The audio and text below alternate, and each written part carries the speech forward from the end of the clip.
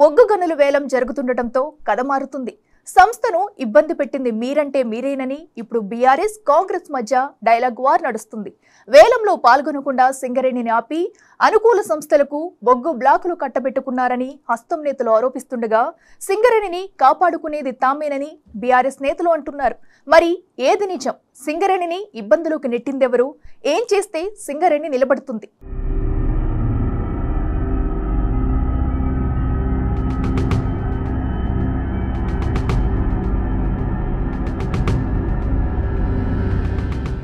సింగరేణి చుట్టూ తెలంగాణ రాజకీయం వేడెక్కింది. మీరంటే మీరే ఈ సంస్థను నిర్వీర్యం చేస్తున్నారని బీఆర్ఎస్, కాంగ్రెస్, బీజేపీ మధ్య మాటల యుద్ధం నడుస్తోంది. ఇప్పుడు కేంద్ర బొగ్గు గనుల శాఖ మంత్రిగా కిషన్ రెడ్డి బాధ్యతలు చేపట్టడంతో సింగరేణిని కాపాడే ప్రయత్నాలు చేయాలన్న డిమాండ్ పెరుగుతోంది. దేశంలోని బొగ్గు గనుల వేలం హైదరాబాద్ కేంద్రంగా జరుగుతున్న ఈ సమయంలో సింగరేణిని కాపాడుకోవాలన్న డిమాండ్ ఊపందుకుంటోంది. మరైతే ఇప్పుడు వరకు జరిగిందేంటి? అసలు ఈ సంస్థ భవిష్యత్తును ప్రశ్నార్థకం చేసే నిర్ణయాలు ఏం జరిగాయి? ఎవరెవరు మద్దతు తెలిపారు? ఇవన్నీ కీలకంగా మారాయి. సింగరేణి బొగ్గు చుట్టూ ఇప్పుడు ఎవరెవరు ఏం మాట్లాడుతున్నారో ఓసారి చూద్దాం. తాజాగా బొగ్గు గనుల వేలం పాటలో సింగరేణికి తాజా ప్రభుత్వం అవకాశం కల్పించింది. బొగ్గు బ్లాకుల్ని కాపాడుకోవాలంటే ఈ పరిస్థితి తప్పనిసరి అన్నది ఆఫీసర్ల అభిప్రాయం కూడా.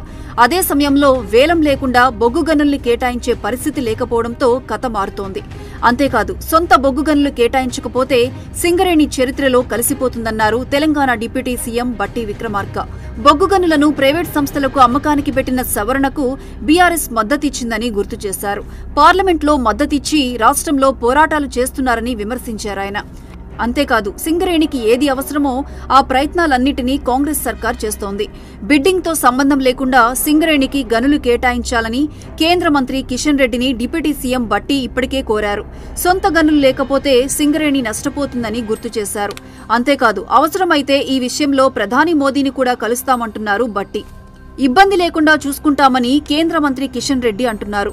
డిప్యూటీ సీఎం బట్టి విజ్ఞప్తులను కూడా పరిశీలిస్తున్నామని చెప్పారు. సింగరేణిపై రాష్ట్రంతో పాటు కేంద్రానికి కూడా బాధ్యత ఉందంటున్నారు కిషన్ రెడ్డి. ఇంతవరకు నామినేటెడ్ పద్ధతిలో గనుల కేటాయింపు జరగలేదని, కానీ సింగరేణి గురించి ఆ అంశాన్ని కూడా పరిశీలిస్తామని హామీ ఇచ్చారు. సీన్ కట్ చేస్తే సింగరేణిని గత బీఆర్ఎస్ ప్రభుత్వం ఆగం చేసిందని, కార్మికులను కష్టాల్లోకి నెట్టిందని ఫైర్ అవుతున్నారు కిషన్ రెడ్డి. కేసీఆర్ కుటుంబం తమ రాజకీయ జోక్యంతో సింగరేణి సంస్థను దివాలా తీసే పరిస్థితికి తీసుకొచ్చింది. 2014 ఏప్రిల్లో సింగరేణి అకౌంట్లో 3,500 కోట్ల డిపాజిట్లు ఉంటే గత కేసీఆర్ పాలన వల్ల ఇప్పుడు కార్మికులకు జీతాలు ఇవ్వలేని దుస్థితిలోకి సంస్థ చేరుకుందంటున్నారు. కేసీఆర్ అధికారంలోకి వచ్చిన తర్వాత బీఆర్ఎస్ పార్టీ చోటామోటా లీడర్ల నుంచి ఎమ్మెల్యేల దాకా అందరూ సింగరేణి వ్యవహారాల్లోకి చొరబడి ఇష్టానుసారంగా దోచుకున్నారని ఫైర్ అవుతున్నారాయన. 2014కు ముందు ఏనాడు సింగరేణిలో రాజకీయ జోక్యం ఉండేది కాదని గుర్తు చేస్తున్నారు. ఇదే ఎపిసోడ్లోకి బీఆర్ఎస్ వచ్చింది. సింగరేణిని కాపాడుకునేది తామే అని చెప్పుకుంటున్నారు కేటీఆర్. ఓవైపు బీజేపీని, ఇంకోవైపు కాంగ్రెస్ ను కార్నర్ చేస్తున్నారు. చెరో 8 సీట్లు గెలుచుకున్న కాంగ్రెస్, బీజేపీలు తెలంగాణ ప్రయోజనాలను తాకట్టు పెడుతున్నాయంటూ ఫైర్ అయ్యారు. తమ ప్రభుత్వం వచ్చాక ఒప్పందాలను సమీక్షిస్తామని కంపెనీలకు వార్నింగ్ కూడా ఇచ్చారు కేటీఆర్. ఓవైపు వేగంగా కరిగిపోతున్న బొగ్గు నిల్వలు, ఇంకోవైపు బొగ్గు గనుల ప్రైవేటు పరం అవుతున్న సీన్లు కట్ చేస్తే ఇన్నాళ్లు రాష్ట్ర ప్రభుత్వం అనుమతి లేకపోవడంతో వేలంలో పాల్గొనలేక, కొత్తవి సాధించుకోలేక, ఉన్నవి మూతపడుతుంటే మౌనంగా చూస్తుండాల్సిన పరిస్థితి సింగరేణికి వచ్చింది. గత 10 ఏళ్ల బీఆర్ఎస్ పాలనలో సింగరేణికి చాలా ఎదురుదెబ్బలు తగిలాయి. రావాల్సిన పెండింగ్ బకాయిలు రాలేదు. చెప్పాలంటే కథ చాలా దూరం వెళ్ళింది.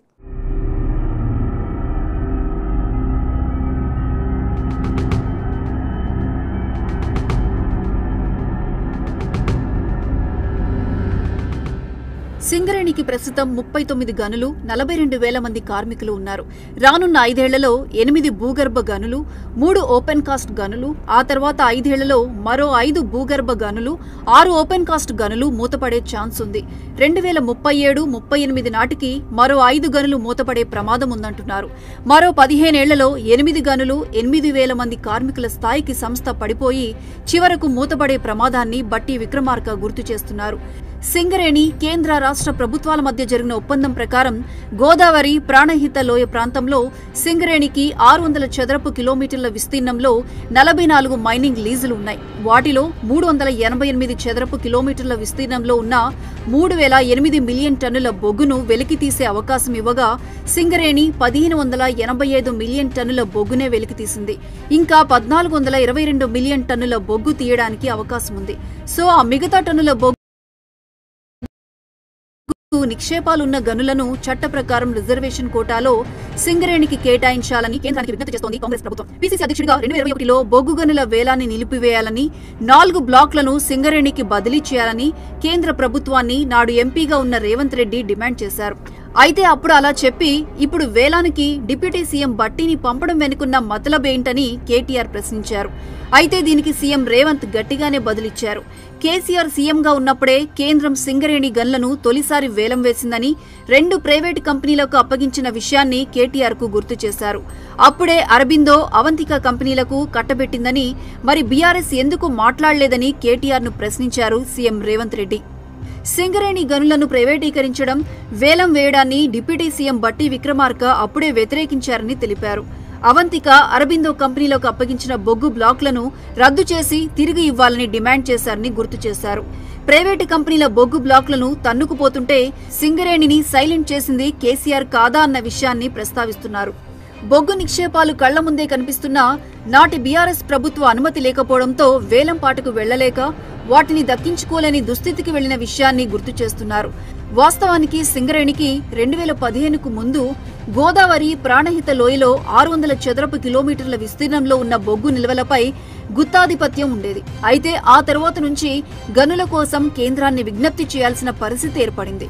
బొగ్గు బావులు పొందాలంటే ప్రభుత్వ రంగ సంస్థలు కూడా ప్రైవేటు సంస్థలతో పాటే బిడ్డింగ్ లో పాల్గొనాలంటూ కేంద్ర ప్రభుత్వం మైన్స్ అండ్ మినరల్ యాక్ట్ 2016 ప్రకారం వేలంపాటలు నిర్వహిస్తోంది. విచిత్రం ఏమిటంటే సింగరేణి ప్రయోజనాలను పట్టించుకునేది తామే అని మాట్లాడుతున్న బీఆర్ఎస్ ఈ చట్ట సవరణకు అనుకూలంగా పార్లమెంట్లో ఓటు వేసింది. ఇప్పుడు ఇదే విషయాన్ని కాంగ్రెస్ ప్రశ్నిస్తోంది.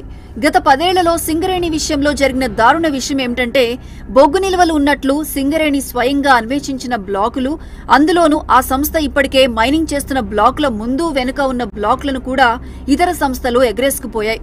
చట్టంలోని సెక్షన్ 17A/2 కింద అతి ముఖ్యమైన Sathupalli 3, Sravanapalli, PKOC deep side, Koyagudem block 3 బొగ్గు బ్లాక్లను కేటాయించాలని గతంలో సింగరేణి కోరగా వాటిని కూడా కేంద్రం వేలం వేయాలని నిర్ణయించింది.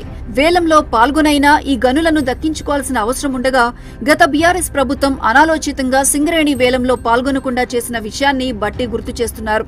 దీంతో సత్తుపల్లి 3 బ్లాక్ అవంతిక మైనింగ్ పరమైందని, కోయగూడెం బ్లాక్ 3 ఆరో మైనింగ్ అనే సంస్థ చేతుల్లోకి వెళ్లిపోయిందంటున్నారు. ఇంత చేసి సత్తుపల్లి 3, కోయగూడెం 3 బ్లాకుల్లో ఇంకా ప్రైవేటు కంపెనీలు తవ్వకాలు ప్రారంభించలేదు. సో చట్ట ప్రకారం ఆ కేటాయింపులను రద్దు చేసి వాటిని తిరిగి సింగరేణికి కేటాయించాలన్న వాదన పెరుగుతోంది. Mines and mineral act section 17A/2 ప్రకారం బొగ్గు బ్లాక్లను రాష్ట్ర ప్రభుత్వ రంగ సంస్థకు కేటాయించే విచక్షణ కేంద్రానికి ఉంది. ఈ చట్టం ప్రకారం బొగ్గు బ్లాక్లను సింగరేణికి రిజర్వ్ చేయవచ్చు. ప్రస్తుతం కేంద్రాన్ని తెలంగాణ ప్రభుత్వం ఇదే కోరుతోంది. ఈ విజ్ఞప్తిని పరిశీలిస్తామని కేంద్రం చెప్పినప్పటికీ ఎక్కడా విచక్షణతో బ్లాకులు కేటాయిస్తామనే హామీ మాత్రం ఇవ్వలేదు.